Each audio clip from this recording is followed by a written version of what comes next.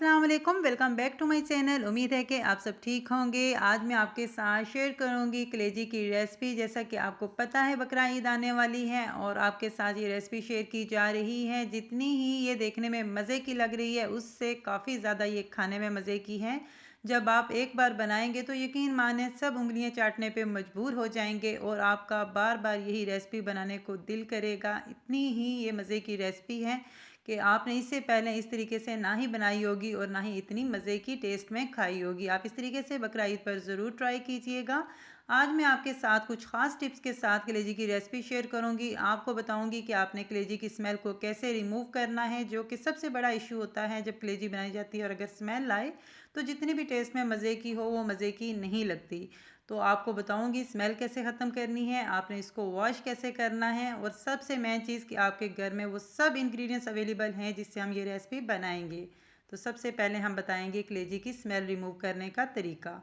तो ये ली है हमने 1 kg जो है कलेजी, इसको आपको दिखा रही हूँ। जैसा कि अभी आप देख रहे हैं कलेजी का कलर कितना डार्क है और इसे स्मेल भी इस पॉइंट पर काफ़ी ज़्यादा आती है। तो सबसे पहले आपने सिरका डाल लेना है, जो कि मैंने आधा कप डाला है और अच्छे से मिक्स करके 30 मिनट के लिए रखा है। और उसके बाद आपने 3 से 4 दफ़ा पानी से अच्छे से निकाल लेना है। जैसा कि आप अब देख रहे हैं कलर माशाल्लाह से काफ़ी हद तक इसका कलर चेंज हो चुका है और स्मेल भी बिल्कुल ख़त्म हो चुकी है। 1 टेबल स्पून ज़ीरा है जिसको मैंने फ्राई करके पीस लिया था। 1 टेबल स्पून गरम मसाला जिसको आपने पीस लेना है। 1 टेबल स्पून सूखा धनिया जो कि पीसा हुआ है। 1 टेबल स्पून दाढ़ा मिर्च और 1 टीस्पून नमक। टमाटर 3 से 4 अदद और अदरक और लहसुन का पेस्ट 1 टेबलस्पून अदरक का और 1 टेबलस्पून लहसुन का। सबसे पहले आपने कढ़ाई के अंदर डाल लेना है आधा कप ऑयल। जब ऑयल गर्म हो जाएगा तो इसके अंदर आपने 1 टेबलस्पून अदरक का पेस्ट और 1 टेबलस्पून लहसुन का पेस्ट ऐड कर देना है।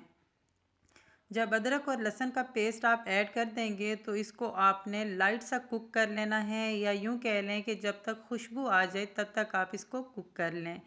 तो जब तक खुशबू आ जाती है इसको कर लेते हैं कुक। और इसी के अंदर अब इस पॉइंट पे ऐड कर लेते हैं 1 टेबलस्पून गरम मसाला, 1 टेबलस्पून ज़ीरा, 1 टेबलस्पून सूखा धनिया, जो कि तीनों चीज़ों को हमने कूट लिया था। दाढ़ा मिर्च 1 टेबलस्पून ऐड कर रही हूँ। इन चीज़ों को आपने अच्छे से मिक्स करना है जब तक खुशबू आ जाती है तब तक इनको कर लें आप कुक।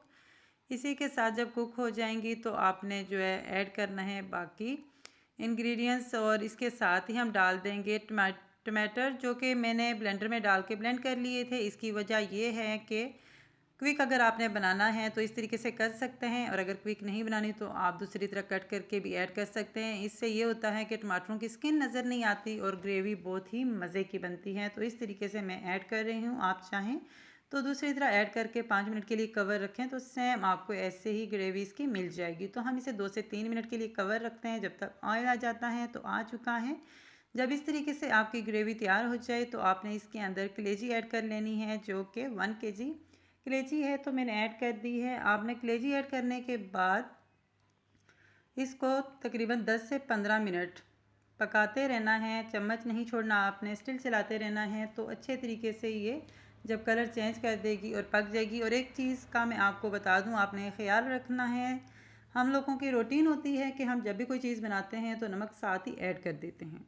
तो ये आपने इस पॉइंट पे बहुत ही केयर करनी है कि आपने इस टाइम नमक बिल्कुल भी ऐड नहीं करना। नमक ऐड करने से ये होता है कि कलेजी सख्त हो जाती है और नमक हम तब ऐड करेंगे जब ये हाफ कुक हो जाएगी। तो इस पॉइंट पे मैंने नमक ऐड कर दिया है और सब्ज़ मिर्च ऐड कर दी है। जैसा कि टमाटर का पानी और कलेजी का जो पानी था उसी के अंदर ये कुक हो चुकी है। हमने इसमें पानी बिल्कुल भी इस्तेमाल नहीं किया। तो इसी तरीके से हम फिर से इसकी बुनाई करते हैं और इसे कवर कर लेते हैं 5 मिनट के लिए नॉर्मल फ्लेम पर।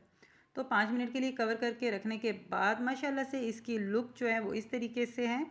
अगर आप चाहें तो इस पॉइंट पे सब्ज़ मिर्च, सब्ज़ धनिया जो भी आपके पास अवेलेबल हैं आप ऐड कर सकते हैं। तो इसकी ग्रेवी बहुत ही मज़े की है जैसा कि आपको दिख रही है और खाने में भी बहुत ही मज़े की है। आप इसको ज़रूर ट्राई कीजिएगा, ईद पे इसको कीजिएगा एंजॉय और मुझे बताइएगा कि आपको ये रेसिपी कैसी अच्छी लगी। अगर आपको अच्छी लगी तो अपनी राय का इजहार ज़रूर कीजिएगा। आप चाहें तो इसको रोटी नान जिसके साथ एंजॉय करना चाहें कर सकते हैं, या सिंपल भी अगर आप खाना चाहें तो खा सकते हैं। ये इतनी मज़े की है कि आप जैसे चाहें इसको एंजॉय करें। और माशाल्लाह से अब हम इसे कर लेते हैं डिश आउट और अब मैं तो इसको करूँगी एंजॉय, आप भी कीजिएगा एंजॉय बनाकर।